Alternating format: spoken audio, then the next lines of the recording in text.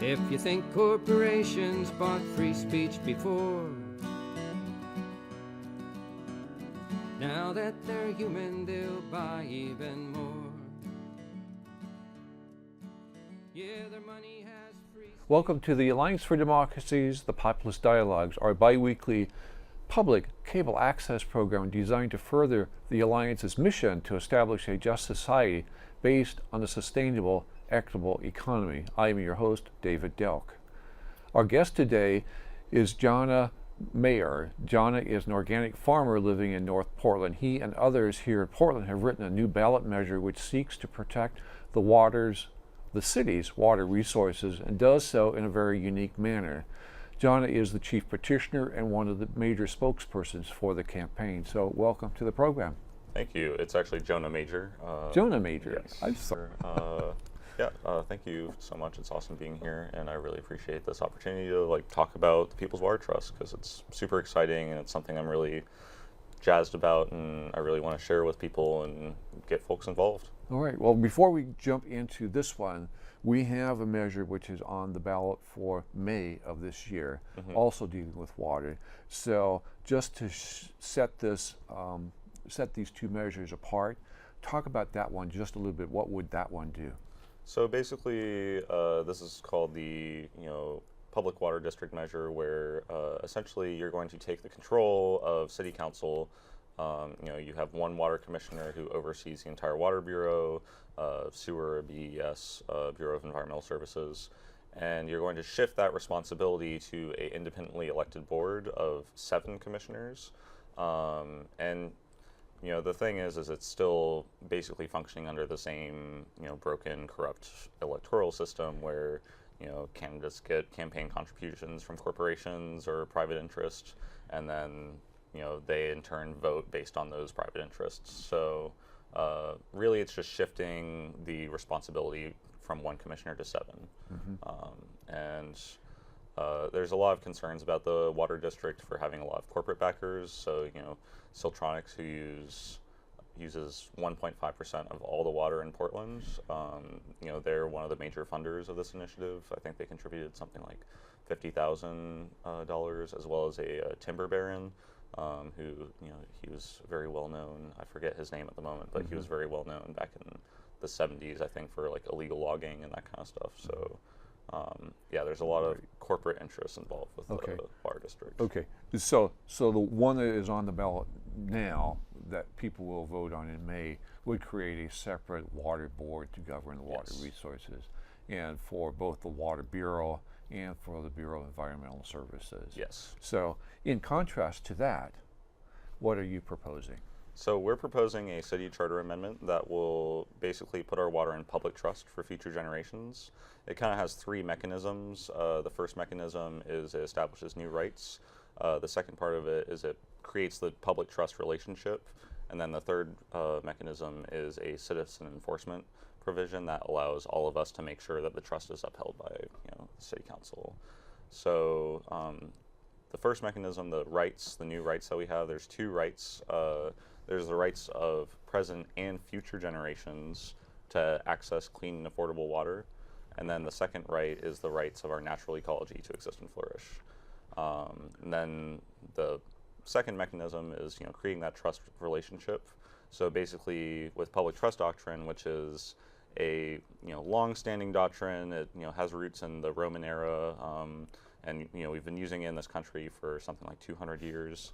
It essentially says that there are certain natural resources that are so vital for human life that they can't be privatized for corporate profit or sold off at the expense of future generations, and it actually has to be protected with those future generations in mind.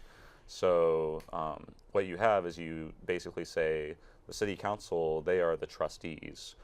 They are the ones who are responsible for holding the trust, whereas we, the residents of Portland, all flesh and blood residents, including the natural ecology, the natural communities that we are a part of, we are all the beneficiaries of that trust, including future generations. So the city council or the water district, if that passes in May, they, as trustees, have to uphold a list of duties, and we have a pretty extensive list of duties. It's Before we get to the duties, let's just explore these two rights that are created in a little more depth. So you're saying that in this ordinance, which would be added to the Portland Charter, therefore the city council couldn't change it without coming back to us for a vote. Is that right? Okay. Yes. That it actually declares that we have a human right to water. Yes. Okay. And what does that mean? So, basically, we need water for life. We need water for survival. We need, to be able to drink it and cook with it and, grow our food with it. And that right is, incredibly important. Unfortunately, the CEO of Nestle fairly recently said that he doesn't believe that water is a human right, access to water. So it's kind of, infuriating that there's all these corporations all around the world that are trying to privatize water and take it out of, the public good and say that water is for profit, it's just a commodity to be traded. And, there's a lot of talk about water becoming, and we see the evidence of it, water becoming the new oil. It's something that we're going to be fighting over, waging wars over, that kind of stuff. So our rights are rapidly being diminished in our access to water. And, in Bolivia, there was the recent thing where Bechtel came in and they basically entered in a deal with the Bolivian government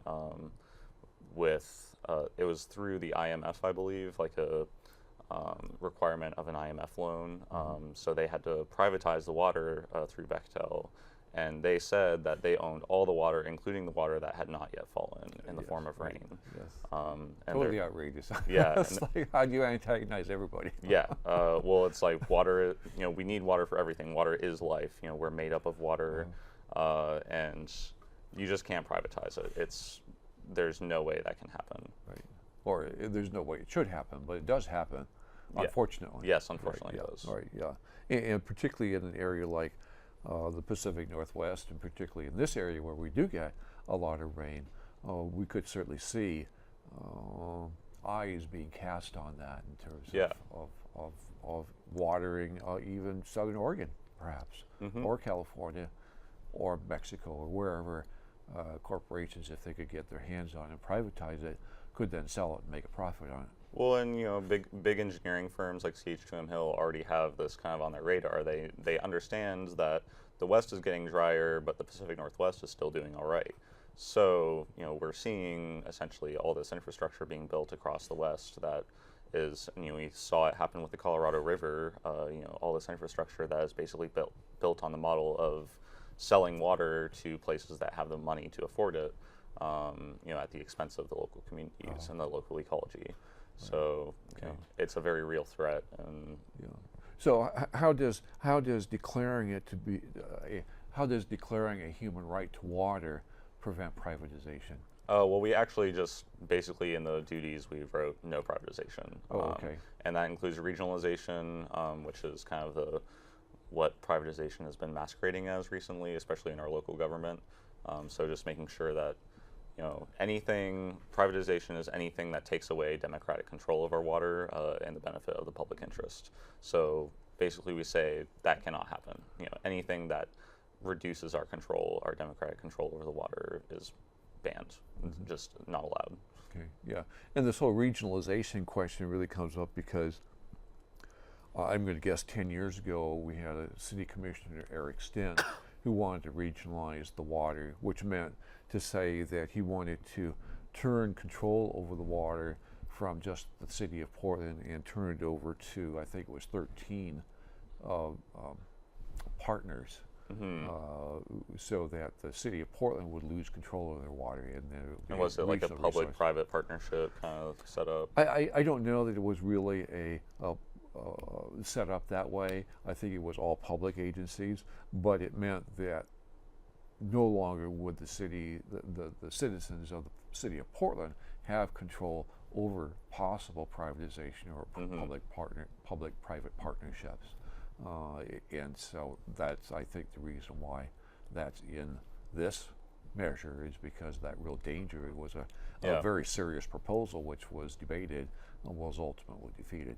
Well, and what we're seeing now too is, with the West getting drier, with climate change happening, we've seen a huge influx of people moving to Portland, for cultural reasons as well. But our population growth is predicted to skyrocket here in the Portland metropolitan area for the next 10, 20 years. And realistically speaking, we're going to have access to clean, fresh water, whereas other places in the West aren't going to have that. And we need to protect our water resources to make sure we can sustain that sort of population boom. Because if we're having climate refugees coming to Portland, we need to make sure that the Bull Run is protected, and we need to expand our watershed protection too to make sure we have more access to our water. Okay, yeah. So you said that there were 7 objectives. Is that right? Or 7 purposes that the Water Trust is supposed to move toward? 3. There's basically 3 mechanisms of it. Yeah. Okay. So talk about the 3 mechanisms. Okay. So we already talked about the rights a little bit. There's also the rights for natural ecology to exist and flourish, which we get our water from the Bull Run watershed, which is a protected, super secure, pristine forest ecosystem. We don't have any human activity on it at all, except for facilitating the transfer of that water from the Bull Run to the city of Portland, and it's all gravity fed, and uses that system of open air reservoirs to get that water to us. And the way a forest provides water for us is you have the needles of the Douglas firs and all the trees that are collecting the dew and the clouds and bringing that down into the watershed. And a very large chunk of our water comes from that. I think it could be 1/3 or maybe even 2/3 of the water in the Bull Run comes from dew collected on the. 2/3 is, I think, the figure I remember. Yeah. So having those trees is really important for adding that water to our watershed and bringing into the natural ecosystem. And having a fully functional forest ecosystem is cleaning it as it runs through all the plants that are pulling out toxins from the waters from air pollution or coal being burned in China, that kind of stuff. And as it runs through the ground and runs through streams and all that kind of stuff, then it purifies the water for us, and it does it far cheaper than if we were to have a big expensive treatment plant where we are just pumping chemicals in it to make it drinkable. Okay. Yeah. So that goes through the first section, and there were 2 sections. So the second section is that's the trust duties. So that's what I was. Yes. Yeah, trust duties. Yes. So this is creating the trust relationship where you have the trustees, which is the city, but also any of its agents and any of its contractors. So anyone who is accepting city money, our money, to do a project for the city, they have to also be bound by these duties, which is really, amazing, because unfortunately the way a lot of contracting works through, public-private partnerships is the city will award a contract to some company, on behalf of the taxpayers, but then they throw their arms up when, the corporation isn't acting in our best interests and say, oh, well, they're the ones doing it, not us. I have to immediately think of the recent ongoing crisis with healthcare in Oregon, with Cover Oregon being exactly the perfect example. Yes, that is a good example. Right. Okay. Yeah. So there's a very long list of duties.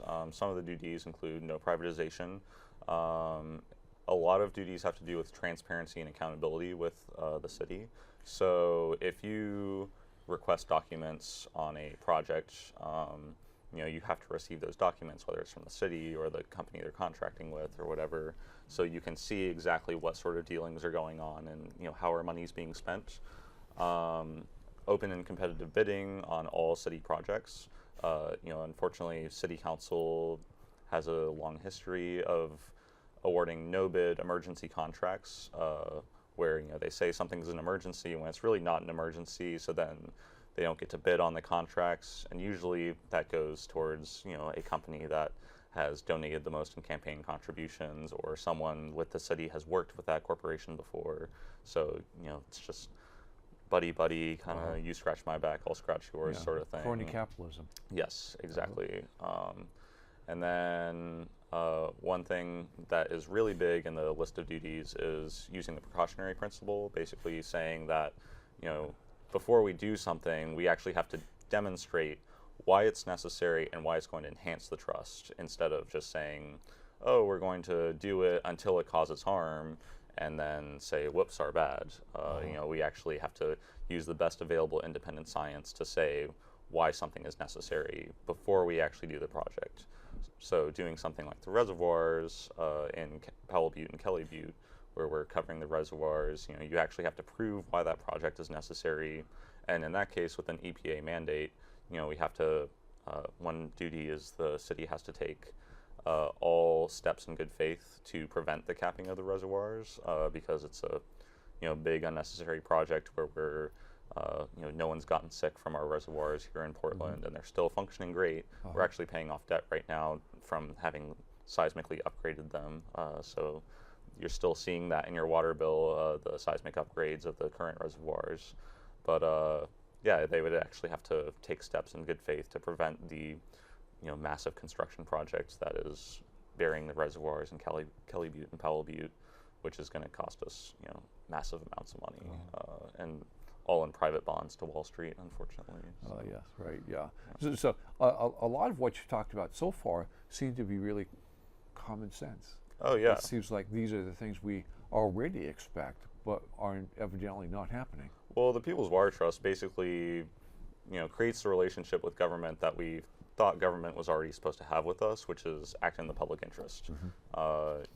Unfortunately, government has strayed a long ways, and kept us in the dark for so long, and is basically acting in the for the benefit of profit, not for people. So it's really great that we actually have this opportunity to fundamentally change our relationship with government.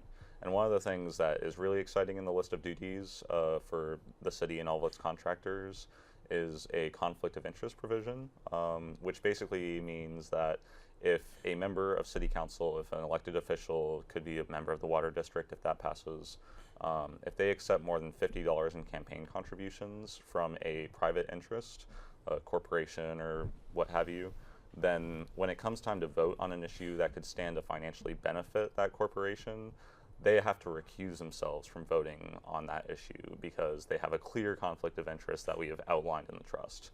And that's a really big deal. That's a really, really big deal. that in itself would be enough reason to run an initiative, and we're just wrapping that in with everything. Having been a big advocate for campaign finance reform and limitations on contributions and expenditures, I'm really excited about this. Yeah, I mean, this is something that could really fundamentally change our relationship with the city. Yeah, and not only with regard to water, but if they stop taking those campaign contributions because of potential conflict later on, that would drive a lot of money out of the present system.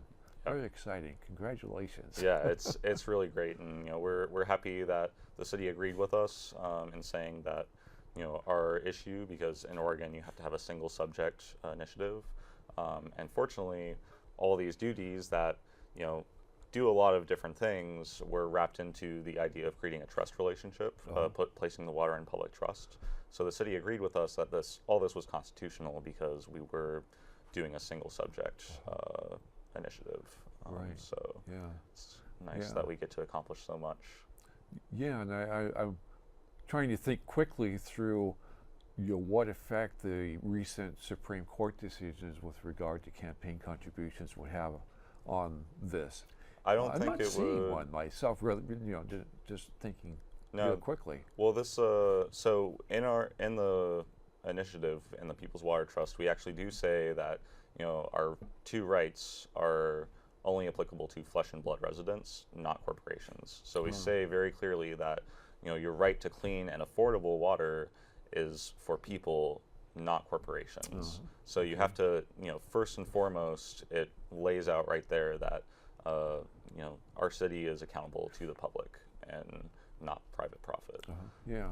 So what happens if one of these trustees votes and later it's found that they did in fact have a conflict of interest, You vote again, you vote again. and they're not involved with So that vote. the vote is nullified. Yes. Yeah, you have to go back and redo the vote with all the current information, and it'll probably end up a little bit different. Okay. All right. Okay. Yeah. Talk about the enforcement mechanism. So this is the third mechanism of the trust, and this is the citizen enforcement mechanism. This is saying that we as citizens, or we as residents, this doesn't discriminate against undocumented people or anything like that. Okay. We as residents of the city of Portland have the right to enforce the trust if the city is not following the law, which unfortunately, we think the city would act in good faith and actually follow the law that we passed for them, because it's a very simple list of duties. It says all the procedures they have to follow, and it's a very long list of duties. Unfortunately, we can't go over all of them today, but it says that we have the right to bring a public interest action against the city, a public interest lawsuit, if the city is not following the law. So it gives us all the right to enforce it, instead of how it currently is, where the only right you have is to get them elected out of office, which that in itself is a slanted system towards whoever has the most money. This actually says, they don't get to just say, oh, I do whatever I want for my 4 years, and then you have the right to vote me out. It's, there's a continuous engagement with the community throughout every step of the process, and we actually can have a say in how our water is being managed. Right. Okay. Yeah. And how would a citizen actually pursue a claim against the city, or a suit? You just going to court and you filing just basically paper? file a lawsuit, and you have to have reasonable grounds for it and everything. I'm not the lawyer of the campaign. I'm the farmer of the campaign, but yeah, you basically just file a lawsuit like you would, and this gives you grounds to do that if they are not meeting the trust, which is really straightforward and really simple stuff. It's basically how government should be functioning to begin with. So if they can't provide transparency, accountability, that kind of stuff, then Okay. but we'd like to think that it shouldn't have to come to a citizen lawsuit, because they should just follow the law in the first place. And if you go and talk to the city and say, hey, it seems that you're in violation of the law here, they should just comply instead of trying to fight it in court. Yeah. Right. Yeah. And with just about a minute left, there are some whistleblower protections in Yes. here also. Talk about that. Basically, we just say, there are protections for people who are whistleblowers that see mismanagement or violations of the trust in city government. So a lot of times they try to keep things under wraps and not let the public know about it, but there are a lot of people who would bring that to our attention. We see that in the city of Portland right now, people who try to call out and be a whistleblower of things that are wrong in our city government, that are fundamentally wrong on the moral level, and then they get fired for it. So we want to make sure that those people are protected and have the ability to speak out. Right. Okay. Excellent. Thank you very much for a very informative Yeah. and very exciting proposal. Oh, I'm super Right. excited about it. Right. And this would be on the, if you're successful in gathering signatures, this would be on the ballot in November of this year here in the Yes. city of Portland. Yeah, and we're really pushing for the November ballot. We need all the volunteers we can get. People can sign up on our Facebook page or on our website to volunteer, and I'm just constantly, we see the world changing, we see Portland changing so quickly, and it's, as a 22-year-old, I'm thinking about my own personal interests and my self-interest as far as what kind of future I'm going to have, because, now's the time for action. Now's the time to actually get out in the street and do something where we can actually vote on a policy that will benefit our future generations. Absolutely. Instead of just Great. letting it all slip away. Yeah. So, Great. Thank you very much. yeah. Yeah. Our guest today has been Jonah Major, Chief Petitioner spokesperson for the initiative creating a People's Water Trust to govern and safeguard Portland's water resources. Learn more on this creative strategy at www.peopleswatertrust.org. And if you live in Portland, Get involved with this campaign either by gathering signatures for the initiative or by contributing some money to the campaign. You can just go to that website, peopleswatertrust.org. And remember that the Alliance for Democracy has already considered this effort and supports this effort and endorses it. Thank you. Don't forget you can watch Populist Dialogues on YouTube. Go to youtube.com/populistdialogues to view most of our past programs. And when you're there, click the subscribe button so when a new program is uploaded, you'll automatically receive an email notification. Populist Dialogues is a project of the Portland Alliance for Democracy. Learn more about us at afd-pdx.org and about our national organization at thealliancefordemocracy.org. Thank you to Roger Bates, Melissa Hayes, who is joining us for the first time today, so welcome to Melissa. Brad Leach, Janet Morris, and Tom Thomas for their volunteer time getting us on the air. And thanks to all of you for watching. Thank you. I hope we'll see you again in 2 weeks. Bye. If you think corporations bought free speech before, now that they're human, they'll buy even more. Yeah, their money has free speech, to me quite a shock. 'Cause I never heard my money talk. When a corporation has a colonoscopy, then I'll believe they're human like me.